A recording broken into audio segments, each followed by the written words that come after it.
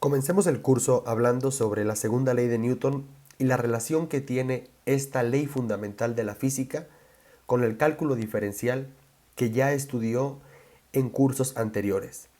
Para ello tenemos que recordar que la segunda ley de Newton es una ley matemática muy sencilla, bueno, aparentemente muy sencilla, en donde por un lado se relaciona la fuerza como una cantidad vectorial y esta la vamos a relacionar con una cantidad escalar como la masa y la aceleración que también es una cantidad vectorial. ¿Y dónde entra el cálculo en esta ley fundamental de la mecánica clásica? Pues nada más y nada menos que en el concepto de aceleración. Vamos a recordar un poco de cálculo diferencial, lo que significa una función. Recordemos que una función f de x es una regla de correspondencia. Es decir, que para cada valor que se le asigne a la x, la f va a contestar con un valor diferente. Es por ello que nosotros podemos establecer o podemos decir que la segunda ley de Newton, fuerza es igual a masa por aceleración, es una función. Vean, la fuerza va a depender tanto de la masa como de la aceleración. No olvidemos que son cantidades vectoriales. Es decir, si la aceleración cambia, por lo tanto, la fuerza también va a cambiar. Y si la masa presenta un cambio, también lo hará la fuerza. Entonces, ¿cómo podemos estudiar esto desde el punto de vista del cálculo? Recordemos una cosa. Supongamos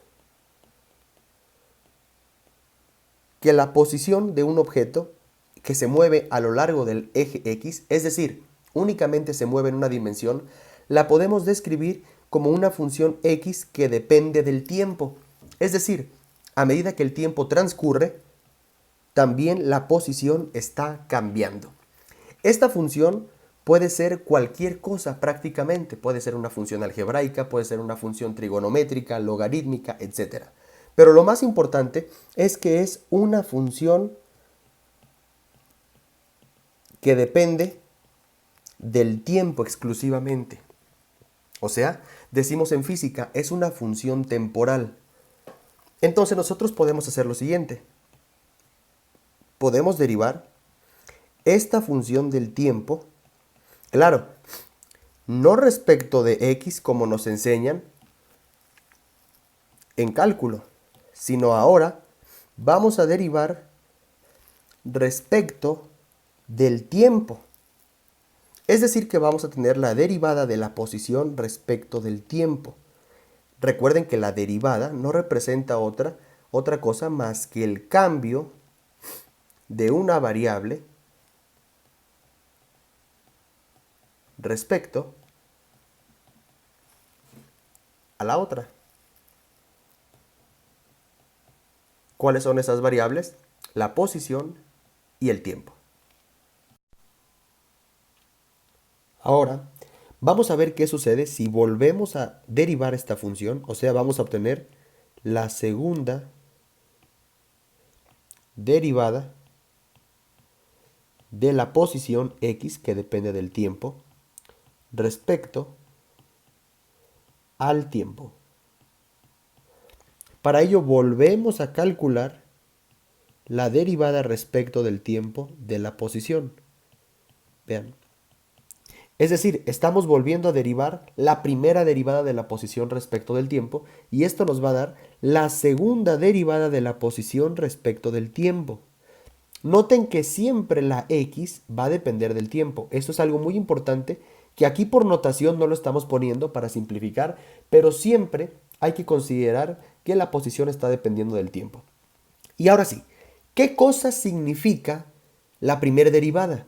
Pues la primera derivada que tenemos aquí me está diciendo cuánto cambia la posición respecto del tiempo. Y ese concepto es el de velocidad, que depende del tiempo. Y si nosotros volvemos a derivar, es decir, ahora derivamos la velocidad respecto del tiempo, porque vean que todo esto de aquí es velocidad, la tasa de cambio de la velocidad respecto del tiempo es un nuevo concepto que se llama aceleración. Claro, puede depender del tiempo. Entonces tenemos algo interesante. Recuerden que la segunda ley de Newton se escribe como fuerza es igual a masa por aceleración.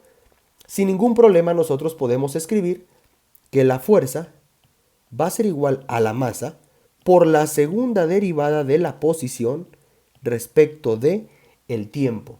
Noten aquí algo interesante. Únicamente estoy hablando de la componente en X. Por lo tanto, esta fuerza solamente va a ser en la componente X y no es necesario escribir este carácter vectorial. Simplemente le podemos decir fuerza en X. Si quisiéramos generalizar esto, para el caso vectorial, pues diría que la fuerza es igual a la masa por la segunda derivada del vector de posición r respecto del tiempo, donde r va a tener sus componentes tanto en X como en Y como en Z.